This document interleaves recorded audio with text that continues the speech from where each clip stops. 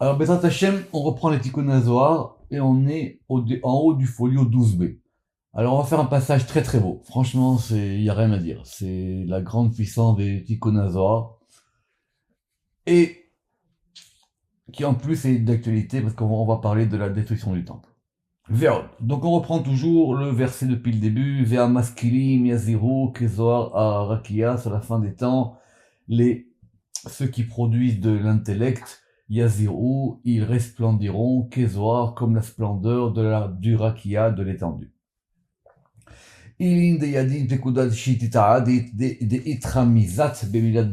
Ce sont ceux qui connaissent le sixième commandement. Vous vous rappelez qu'on avait fait les commandements liés au mot de Bereshit. Là maintenant on est arrivé au sixième. Alors ce sixième commandement, il est un peu particulier, parce qu'on va pas faire une permutation de Bereshit. On va prendre simplement dans Bereshit Beit. Alors, si vous prenez Beit, évidemment Beit c'est la maison, d'accord, qu'est-ce qui nous reste? D'accord, on fait Bet, Yud, Tav, donc il nous reste Roche. D'accord. Simplement ici, le Tikkun HaZohar, ils nous ont pas dit ça. Ils ont dit, au lieu de dire que le commencement, le Roche, la tête, c'est la maison, ce qui va être le cas, on nous a simplement dit ici Beit Taman. Il faut considérer qu'il y a une maison là-bas. Donc maintenant, on va analyser cette notion de Bait, de maison. Vous savez que Bait aussi, c'est Beit, c'est la lettre bête. Donc ça va nous permettre maintenant d'avoir plein de perspectives sur la notion de maison. Vous savez qu'en plus, le Beit, c'est la maison, c'est aussi le temple, Beit Hamikdash, la maison du sanctuaire. Deitmar Ale. Et qu'est-ce qu'on a dit à propos de cette maison? Alors on va maintenant reprendre beaucoup de notions liées à la notion de maison. Premièrement, rappelez-vous ce qu'on avait dit à propos de notre fameuse mitzvah de Shiluach Haken, le fait de renvoyer le nid, de renvoyer la mer hors du nid. Vous vous rappelez cette mitzvah qu'on avait vue au début. Gam Tzipor Matzavait, même le Tzipor. Le Tzipor, on a dit c'est un oiseau. Même l'oiseau, il a trouvé une maison. Ou Deror, et le Deror, c'est un deuxième type d'oiseau qu'on avait appelé l'oiseau libre. Il y a un oiseau simple, il y a un oiseau plus libre, on va dire. Et le roi David dans les Téhilim, puisque c'est de là d'où est extrait le verset, en 84.4, il dit, même l'oiseau, il a trouvé une maison, même le dror, l'oiseau libre, lui, il n'a pas de maison, il a un nid, Ken là, Asher Shata Efrochea, là où il va poser, là où il a posé ses poussins. Donc vous voyez bien qu'on a 2 degrés ici d'oiseaux. On l'avait déjà vu, d'accord, il y a le tzipor et il y a le dror. Le roi David, il a dit, voilà, même dans la nature, les oiseaux, ils ont un nid. Même dans la nature, les oiseaux, ils ont un endroit où se poser. Donc moi aussi, je veux avoir le Beth Amikdash. C'est ça, en gros, l'idée dans le psaume. Alors simplement, ici, on va reprendre l'histoire d'une autre manière. Mais, je leur ai dit, mais même les enfants, ils le savent ça.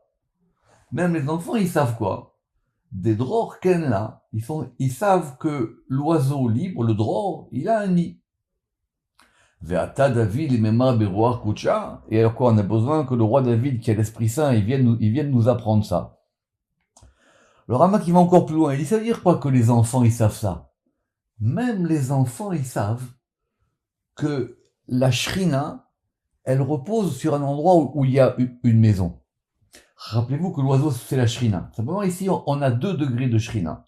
On a un degré de shrina qui s'appelle Sipor, et un degré de shrina qui s'appelle Dror. Alors, vous vous rappelez qu'il y a 2 degrés de shrina, qu'il y a une shrina qui dépend de la Malchut et une shrina qui dépend de Bina. Alors, c'est la note 2. Même les jeunes enfants, ils savent que la shrina d'en bas, elle demeure sur Israël dans une maison, et que la shrina d'en haut, elle demeure sur le nid. Il y a 2 degrés. Vous vous rappelez qu'on a vu l'histoire de Avadim et Banim, ceux qui sont serviteurs de Dieu et ceux qui sont fils de Dieu. Celui qui est fils de Dieu, il est libre. Alors même lui, quand il est libre, la Shrina, elle est avec lui, là où il va faire son nid. Et même celui qui est installé dans une maison, parce que vous voyez bien que la maison, c'est plus stable qu'un nid. Un nid, on change de nid. Même on le sait ça en bas.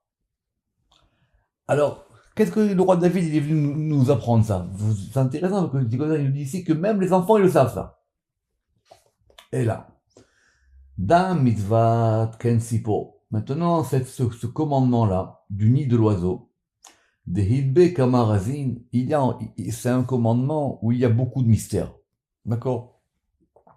La Mishnah, elle dit que par exemple, celui qui dans ce commandement-là, il va s'apitoyer sur la mer, c'est qu'il n'a pas compris la mitzvah. A priori, on pourrait se dire c'est un problème, quoi. On va renvoyer une mer du nid. Pour voir ce qu'on a vu au début là-dessus.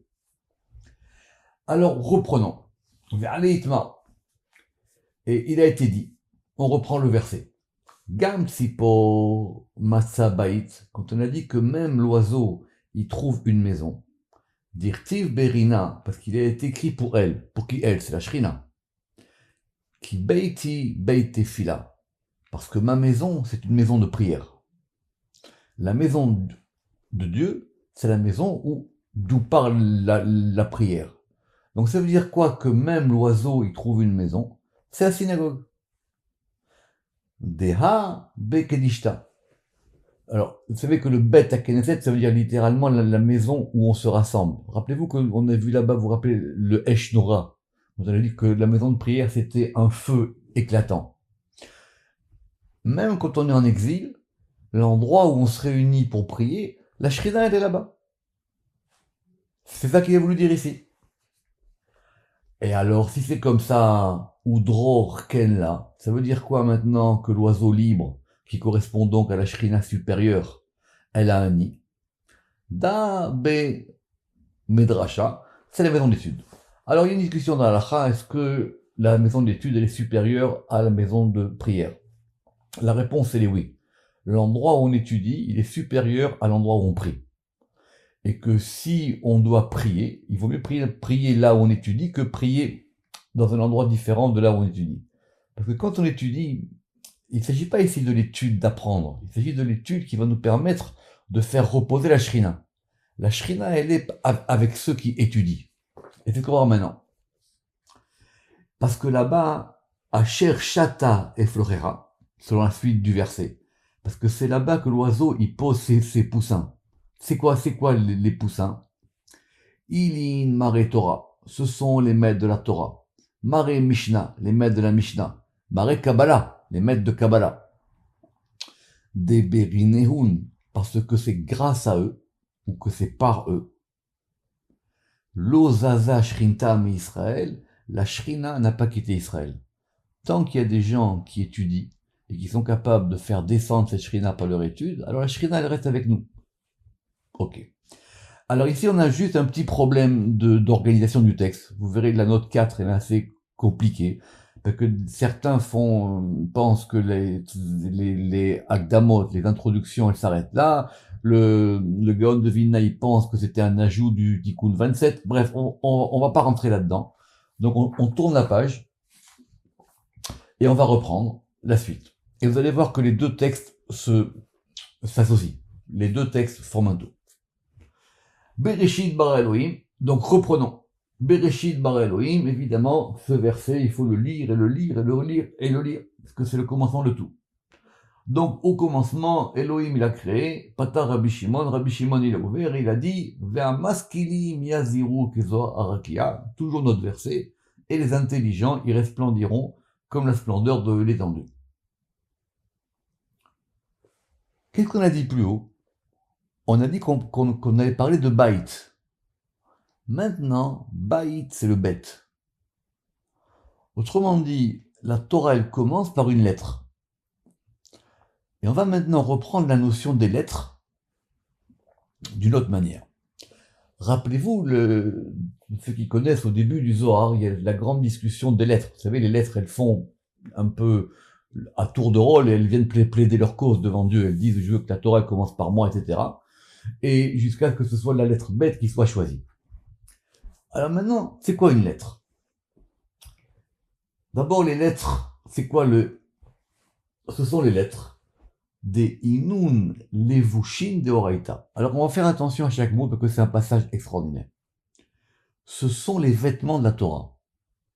La Torah, vous vous rappelez qu'on avait dit qu'Iner Mitzvah avec Torah Or. La Torah, c'est une lumière. Cette lumière, elle va s'habiller dans des lettres. Quand on a la Torah, et on a des lettres. Donc ce sont les vêtements de la Torah. Et ces vêtements, ces lettres, Merakman Mikol Gavna Denura, elles sont brodées de toutes les couleurs du feu. Ces lettres-là, maintenant, elles ont des couleurs. Elles sont des lumières, mais elles sont des lumières colorées. Pourquoi on a les couleurs du feu? On verra plus tard. Et on va partir sur une base de 4 couleurs fondamentales. Rivar, le blanc, Sumak, le rouge, Yarok, notre fameux le vert, Veukam et le noir. Autrement dit, on reste sur un principe de 4, comme les 4 lettres du Yud Kevavke. Ou Minehun Itparshan, et à partir de ces 4 couleurs, elles vont se séparer, les Chama Gavnin ont de nombreuses couleurs. Autrement dit, on a un principe de lettres. Les lettres, maintenant, elles vont faire des couleurs, et ces 4 couleurs vont donner après toutes les autres couleurs. Essayez de comprendre, de suivre le fil, si je peux dire ainsi. Vechulehu Gavnin, et toutes ces couleurs-là, donc les couleurs qui vont partir des 4 couleurs fondamentales, Inun Merakman, elles sont brodées Bemishra des Goufa, sur la peau du corps des Varnash, de l'homme, des Yehu Berinta d'Eden. Donc pour comprendre ça, il faut qu'on parte du jardin d'Éden. Dans le jardin d'Éden, il y a un homme. Pour le moment, on n'a pas dit s'il s'agissait du jardin d'Éden terrestre ou du jardin d'Éden en haut. Et cet homme-là, il a sur sa peau ses couleurs. Sa peau, elle illumine. Donc c'est marqué dans la Gemara, la note 4, que le jardin d'Éden, il y a le corps, évidemment, il n'est pas le même corps que ce qu'on a ici. Rappelez-vous l'histoire, vous vous rappelez du corps de lumière. Et ce corps-là, il va être formé par ces couleurs-là. Pourquoi? Par rapport à un autre verset. Ve'amaskilim yaziru kezoar arakia. Donc ici, ce verset, il parle de quoi? Il parle de ceux qui sont dans le jardin d'Éden. Et c'est quoi le rekia, l'étendue? Be'ilin advan, iu metsuyar ou merukam. Et cette étendue, il est dessiné et brodé par ces lettres. Rappelez-vous, on a dit qu'il y a la Torah. La Torah, c'est de la lumière. Et cette lumière-là, maintenant, elle est habillée par des lettres. Et cette étendue, qui est Kezoar Arakia, cette étendue-là, il est dessiné et brodé par ces lettres. Berin di Beun Idbere, parce que cette étendue, elle a été créée par les lettres. Au départ, c'est les lettres. Donc les lettres, elles ont créé cette étendue. Est-ce que cette étendue, elle est dessus ou en dessous? Rappelez-vous simplement que dans la vision d'Ézéchiel, vous vous rappelez que quand il a dit au-dessus du chariot, il y avait aussi un rakia. Donc c'est ce rakia-là, c'est une étendue en haut qui est formée par des lettres. Alors maintenant, ça c'est le rakia. Ici, on va reprendre le verset un peu à l'envers, si je peux dire ainsi. Yaziru, maintenant ça va resplendir. Donc les lettres, elles forment l'étendue. Cette étendue, maintenant, il va resplendir. Yaziru, ça veut dire, ils vont resplendir comme la splendeur de l'étendue. Autrement dit, elles vont resplendir par la splendeur qu'elles prennent de l'étendue. Donc c'est quoi? Ilin et Koudin. Ce sont les points voyelles. Parce que les points voyelles, des Naharin Beadvan, les points voyelles sont eux qui vont illuminer les lettres. La lettre, vous vous rappelez, on a dit que c'était comme le corps. Et maintenant, les points voyelles, ils vont donner une lumière dans la lettre. Ou Behun Neirin Korvaya. Et donc, avec ces points voyelles, avec lesquels vont maintenant vont illuminer Korvaya, les étoiles, dans l'étendue du jardin d'Éden. Donc c'est extraordinaire. Le jardin d'Éden, il a, on va dire, un ciel. Et ce ciel, c'est un ciel de lettres. Et c'est un ciel de lettres. Et c'est un ciel de lettres avec une lumière qui vient des points voyelles. Vekulehu neirim. Et maintenant, toutes ces lumières-là, elles vont éclairer. Ba'inin degoufa, dans les yeux du corps. Berinta d'Éden, dans le jardin d'Éden. Autrement dit, il y a un corps différent. Rappelez-vous qu'on a dit que ce corps-là, il était formé par ces lettres. Donc maintenant, on a un corps, si on peut dire, de lumière. Et ce corps de lumière, il reçoit sa lumière d'un ciel qui est au-dessus de lui. Et ce ciel qui est au-dessus de lui, il est fait par des lettres et des points voyelles. Et c'est quoi maintenant Kezohar? Ve'amaskilim yazir'u Kezohar. Pourquoi le verset, il a rajouté comme la splendeur? Ilun ta'ame. Ce sont les signes de cantillation. Parce que les signes de cantillation, maintenant, eux, ils sont encore plus à l'intérieur. Ce sont eux qui sont... Vous rappelez-vous que le signe de cantillation, c'est lui qui va donner son souffle au point voyelle, et le point voyelle, c'est lui qui va donner son souffle à la lettre. À tel point, vous lirez dans les notes 6, 7, 8, qu'on peut considérer même que l'âme, vous savez que l'âme, elle est faite de Nefesh, Ruach et Neshama.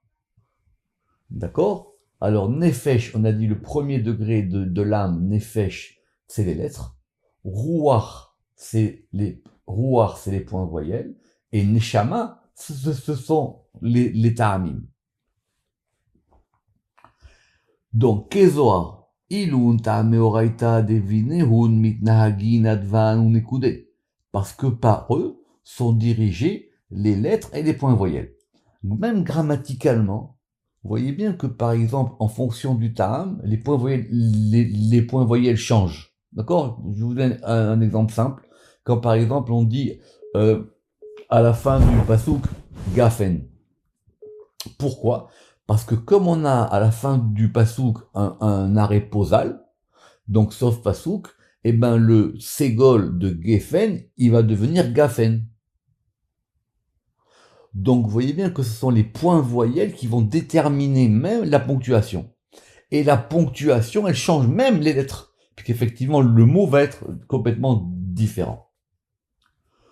Ou Beaou Goufa Deginda. Alors maintenant, dans ce corps-là, ce corps du jardin d'Éden, Kezohar. Donc c'est quoi le Zohar? C'est quoi ce Zohar-là, cette splendeur? Dan Nishmata, c'est l'âme. Dei Tenua, parce que l'âme, elle est donc le mouvement des Advan ou des Koudé. Elle est donc le mouvement des lettres et des points voyelles. Des narines qui vont illuminer, Be'anpin ou Ba'inaïn, dans les faces et dans les yeux. Donc c'est l'Aneshama qui donne le mouvement au roi, et le roi il donne son mouvement au Nefesh. Donc dans cette configuration du jardin d'Éden, l'âme, elle va donner maintenant la lumière qui va sortir du corps. Et elle sort par les yeux et par le visage. Rappelez-vous qu'on a vu dans le Ramak sur les Panim Meirim, dans le cours d'avant-hier. Alors, ça, c'est pour ça qu'il faut faire attention maintenant aux termes. Nous, on avait Nishmata. Nishmata, c'est-à-dire la Neshama. Après, on a Nafsha. Nafsha, c'est Nefesh. Nafsha, Klala de Advan. Donc, si on a dit que la Neshama, c'est le mouvement général, le Nefesh, c'est le principe des lettres, Vi ou Shitufa des Goufa, et elle est soit l'associée, soit la submersion du corps, le Rama qui va expliquer ça parfaitement. Et le Ruach, l'esprit, donc le dernier degré, donc je répète, Neshama, Nefesh, Ruach. Rucha, iklala denekude. Et donc maintenant, le Ruach, lui, il est donc le principe des points voyelles. Donc je répète, Nefesh, c'est les lettres, Ruach, c'est les points voyelles, et Neshama, c'est les ta'amim. Simplement, vous voyez bien que ici, on a dit neshama, nefesh et ruach. On n'a pas fait dans l'ordre. D'accord? Rucha, iklala, et donc c'est le principe d'inécoudé des points voyelles, des narines qui vont resplendir ou illuminer dans les yeux. Alors c'est quoi maintenant cette notion qu'on a dit que le nefesh, qui est le principe des lettres, il est l'associé du corps. Et vous voyez bien qu'on a une version entre parenthèses où on a shitufa ou shitufa ou shitufa. La différence c'est quoi? C'est que soit on a un tav, soit on a un tête. Un shutaf en hébreu c'est quoi? C'est le fait d'être associé. C'est quoi avec un tête? C'est le fait d'être coulé, comme on est en submersion. Le Rama qui dit pourquoi? Parce que dans le jardin d'Éden, le corps il est submergé par l'âme, et pas l'inverse. Donc c'est l'âme qui est le principe général, et le corps il est complètement enfoui, ou submergé par. Il n'y a pas d'autre mot. Donc déjà, voyez tout ce que le Rabbi Shimon nous dit par cette notion du jardin d'Éden. Kam sabachat patar ve'amar. Alors, à ce moment-là, vous rappelez-vous que dans les Tikkun Hazohar, on a beaucoup comme ça d'éléments narratifs. C'est levé un vieillard, il a ouvert et il a dit. C'est qui ce vieillard? Alors, c'est marqué que depuis, vous vous rappelez que depuis le début des Tikkunim, il y a des personnages qui vont arriver. Et là, il dit que c'est l'une des âmes du jardin d'Éden qui est venue descendre pour parler à Rabbi Shimon. Boutsina Kadisha. Il a ouvert et il a dit. Boutsina Kadisha, évidemment, c'est Rabbi Shimon, hein, la lampe sainte. Kama chayalin natrin la berinta d'Éden. Rabbi Shimon, combien est-ce qu'il y a de chayalin, c'est-à-dire de cohortes d'armées qui te gardent, natrin la berinta d'Éden, dans le jardin d'Éden. Le Rama qui dit que natrin ici, ça veut dire elle t'attend. Dans le jardin d'Éden, on t'attend. On attend que tu viennes là-bas. Kama mesharian des malachim. Et il y a combien de campements d'anges, mistaklin, et qu'ils regardent, mi mishkoufe rekia berinta, et ils regardent depuis les lucarnes qui sont dans le ciel du Gan Eden. Alors cette histoire de lucarne, on verra dans le Zohar, c'est expliqué par allusion, mais c'est comme si ce sont des lieux par lesquels on peut voir ce qui se passe à l'extérieur. Et les anges du jardin d'Éden, par ces lucarnes-là, ils regardent. Et ils regardent quoi? Ils attendent que tu viennes. Bezimna de Teoul Taman. Ils attendent le moment où tu vas rentrer là-bas. Vekulehu mistaklin bach. Et tous te regardent parce qu'ils attendent que tu viennes toi-même donner une lumière dans le jardin d'Éden. Donc vous comprenez maintenant pourquoi la Hydra c'est un texte important. Pourquoi ce jour de l'Akba Omer, c'est le jour où Rabbi Shimon il sait que quand il va monter en haut, alors il y a beaucoup de choses qui vont changer. Ugvanin derekia. Et maintenant, donc vous rappelez-vous que dans notre jardin d'Éden, il y avait une étendue, il y avait un ciel. Quand toi, Rabbi Shimon, tu viendras dans le jardin d'Éden, les couleurs, elles vont même changer en haut. Ugvanin derekia, bach yaziro. Et les couleurs de l'étendue, elles vont resplendir par toi. Berin de bach nahara shrinta. Parce que c'est par toi que la shrina, elle a une lumière. Parce que par toi, elle resplendit la shrina. Et c'est quoi la shrina? Des zoharakia. La splendeur de l'étendue, c'est-à-dire l'illumination de la shrina, elle change par toi. Alors, vous lirez la note 16 et 17 en bas. Très intéressant, et on va prendre un peu de temps là-dessus. Alors, c'est vrai que l'une des grandes règles ou leçons des Tikkun Hazohar, c'est que tout dépend de la shrina. C'est pour ça qu'on a commencé par la mitzvah de Shiloh Haken. On a commencé par la mitzvah de la mer avec les oiseaux. Parce que tout le but, c'est le Tikkun HaShrina. C'est le fait de faire régner la shrina. Et le Zohar, c'est le lit de la shrina. Le Zohar, c'est le livre qui permet à celui qui étudie de faire résider la Shrina. Parce que quand on étudie le Zohar, on voit maintenant différemment comment est la présence divine sur terre. Et évidemment, le maître du Zohar, Rabbi Shimon, c'est lui, quelque part, qui donne à la Shrina sa lumière. C'est pas la Shrina qui illumine Rabbi Shimon, c'est Rabbi Shimon qui donne à la Shrina ses lumières. C'est très intéressant, vous lirez les notes 16 et 17. Maintenant, ce jardin d'Éden, Vegan Yusatin Vechatim. Le jardin d'Éden, c'est un lieu fermé. Vous verrez qu'il y a deux jardins d'Éden, après le Zohar, il y a un jardin d'Éden d'en haut, un jardin d'Éden d'en bas, c'est pas le sujet ici, ici on parle de façon générale. Il est satim, il est fermé, et il est hatim, et il est scellé. Pourquoi? Parce que le jardin d'Éden, il peut pas être ouvert, ou donner ses lumières, ad de teaoul be shrinta, jusqu'à ce que la shrina y soit. Il faut que ce jardin d'Éden aussi, il reçoive cette lumière de la shrina. À Daoudirti, c'est ça qu'il a dit le roi Salomon dans le Cantique des Cantiques, Gan Naoul Achoti Chala. Il a dit ma sœur, ma fiancée, c'est féminin, c'est la Shrina. C'est un jardin fermé. C'est un jardin qui est fermé, on peut pas y rentrer comme ça. Vegvanin lo nari birkia. Et les couleurs ne vont illuminer dans cette étendue du jardin d'Éden jusqu'à ce que le Saint béni soit-il, il rentre là-bas. Il faut qu'il y ait Kutcheb Rechou Shrinte dans le jardin d'Éden. Or, c'est quoi ce moment où Dieu y rentre dans le jardin d'Éden? C'est Chatzot. C'est pour ça que le Tikkun Chatzot, c'est le moment le plus important. Parce que c'est à ce moment-là, à Chatzot, qui est marqué là-bas, que Kutcheb Rechou Iuba Leishtasha Imatzadikim.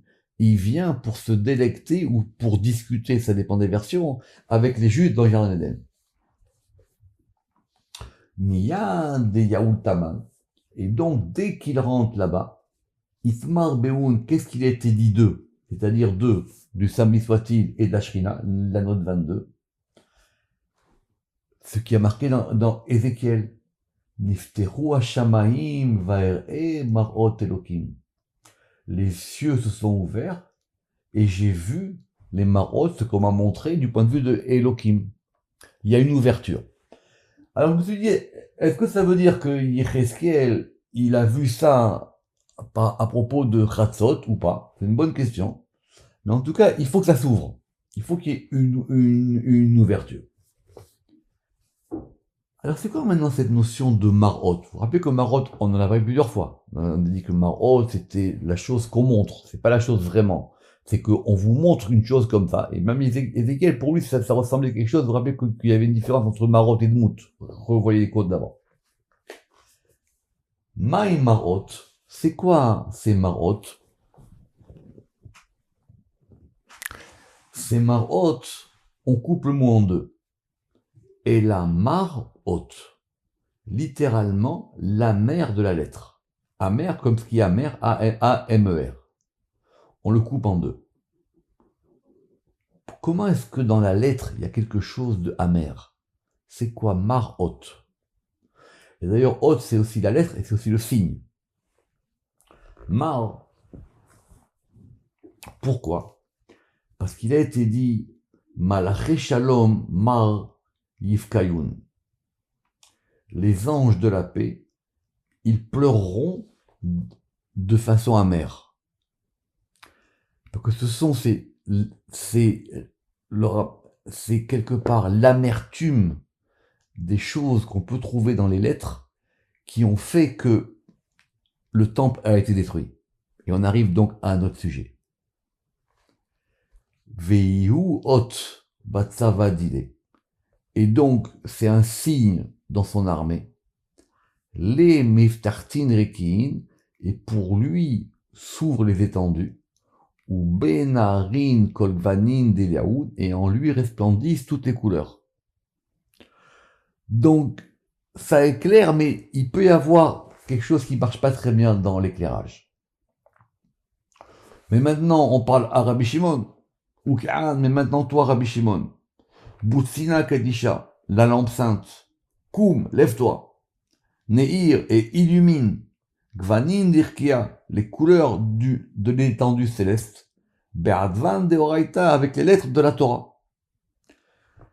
Ça veut dire, Rabbi Shimon, maintenant, éclaire-nous. Donne-nous une lumière dans ça. Venaïr korvaya, et va illuminer en elle, et les étoiles, et les points voyelles. Donc maintenant, ce vieillard, il vient et il dit à Rabbi Shimon, on a besoin que tu nous donnes une lumière en plus. Alors. Donc, et pourquoi on a besoin de cette lumière? Parce que le Zohar d'Akirsaya Yekara, la splendeur, c'est le trône d'honneur. Des kol nishmatin kadishin mitaman idgazero. Parce que toutes les âmes saintes, elles proviennent de là-bas. Donc de ce degré du trône, va donner une lumière à l'étendue, et qui vont donner effectivement que les âmes, elles puissent descendre du jardin d'Éden d'en haut au jardin d'Éden d'en bas. Alors Rabbi Shimon maintenant va prendre la parole, on va juste faire le début. Kam Butsina Kadisha. Rabbi Shimon, la lampe sainte, il s'est levé. Patar qui me dit le kamin, et il a ouvert comme avant, ça veut dire qu'il a repris le même verset. Et il a dit, Ve'amar, Ve'amaskilim Yaziro. Et les intelligents y resplendiront. C'est quoi? Ilin Advan, ce sont les lettres des Kulehu Kelilan Be'at Bet Mit Bereshit, qui sont toutes totalisées dans la lettre Bet de Bereshit. Et on a fait la jonction avec ce qu'on a dit au début. Donc c'est quoi Bereshit? Bereshit, c'est Bet Reshit. C'est-à-dire quoi Bet Reshit? La lettre Bet et le Reshit. Et c'est quoi la lettre Bet ici? C'est que des Koulé ou Kelilan, toutes les lettres sont contenues dans le Bet. Ça veut dire quoi? Parce que Bet ou Bait. Donc évidemment, comme je vous ai dit, c'est les mêmes lettres. Bet et Bait. La lettre Bet, c'est une maison. On a commencé la Torah par un Bet, parce que le Bet est une lettre, j'allais dire, d'accueil. C'est la lettre d'accueil des lettres. Et c'est pour ça qu'on n'a pas commencé par un Aleph, c'est ce qu'on nous explique ici. Bet ou Bait. Et c'est quoi cette maison? C'est le temple. Magdesha. Parce qu'il faut qu'il y ait un centre. S'il n'y a pas un centre du temple, c'est pour ça qu'on fait Tisha B'Av. Parce que tout dépend du temple. À savoir notre structure même temporelle, notre structure spirituelle, elle dépend du temple. Donc quand on perd le centre, on perd tout. Donc ce degré du bet, relisez, bet et ou bait, Magdesha. Des taman, parce que c'est de là-bas. Baneirin koladvan, parce que c'est là-bas, c'est-à-dire quoi? De là-bas, depuis la lettre bet, depuis le Bet Amikdash, qui éclaire toutes les lettres. Donc perdre le temple, c'est aussi perdre la lumière des lettres. Et c'est quoi Réchit? Qu'on a dit Bet Réchit. Réchit, Nekuda Be'echale, c'est un point dans son palais. C'est-à-dire quoi? On n'avait donc pas un bête, on avait un vet. Vet Réchit, et on a mis maintenant un point dans le bête. Or c'est quoi ce point? Ce point c'est un yud. C'est quoi ce yud? C'est le commencement, c'est Rorma. Nekuda Be'echale, ke Ravnada Bet. Donc ça veut dire que cette lettre bête, c'est déjà un yichud, si on peut dire. C'est-à-dire qu'on avait un lieu, et on verra la différence entre le vet avec un point et le vet sans le point. Le vet et le bête. Et ce point-là maintenant, ce vet, il accueille les lettres, il accueille le temple, et à l'intérieur, il faut qu'il y ait un point, et c'est ça le réchit. C'est ça le point du commencement. Donc on a un point du commencement, mais ce point du commencement, il se met à l'intérieur de la lettre. Alaïtmar, et à son propos, il était dit. Parce que le point en hébreu, c'est féminin, nekuda. Donc c'est-à-dire, on met maintenant le point féminin à l'intérieur du bête. Et qu'est-ce qu'il a dit le roi David là-dessus? Kol kevuda bat melech penima. Toute l'honorabilité, on pourrait dire, toute l'honorabilité de la fille du roi, elle est Bat Melech, elle est dans l'intériorité. Alors, on va terminer avec le Ramak. Le Ramak, il dit, mais alors ça veut dire quoi ce verset? Kol, ça veut dire c'est le tout. Kevuda, le kavod du hé. Kavod hé, Kevuda. Vat Meler, de la fille du roi, elle est dans l'intériorité. Or, nous, on parle de quoi? On parle de Bereshit, n'oublie pas ça, on parle de Bereshit. Donc, Kavod, il a pour valeur numérique 32. Et ce sont ces fameux 32 sentiers ou chemins de la sagesse, de Chorma, qui vont faire la création. Donc, le Chorma, qui est Réchit, et qui est la fille du roi, elle est à l'intérieur de la lettre bête, qui est la maison. On reprendra la prochaine fois. Baruch Adonai Le'olam. Amen ve Amen.